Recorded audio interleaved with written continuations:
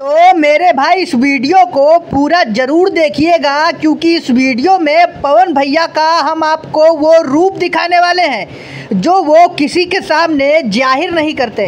तो जी हाँ दोस्तों, वीडियो में आप देख सकते हैं कि एक छोटी सी बच्ची जो कि गरीब है, बेसहारा है, पवन भैया उनका गाना सुनते हैं और गाना सुनने के बाद उनकी मदद भी करते हैं।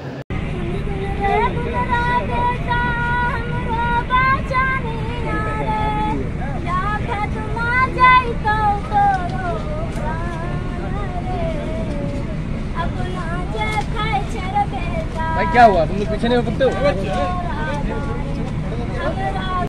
और फिर इसके बाद दोस्तों पावर स्टार पवन सिंह ने उस बच्ची को अपने एक टीम के मेंबर से मिलवाया और कहा अगर तुमको किसी भी प्रकार की मदद चाहिए तो इनसे संपर्क कर लेना। तो दोस्तों वीडियो को लाइक ज़रूर कीजिएगा।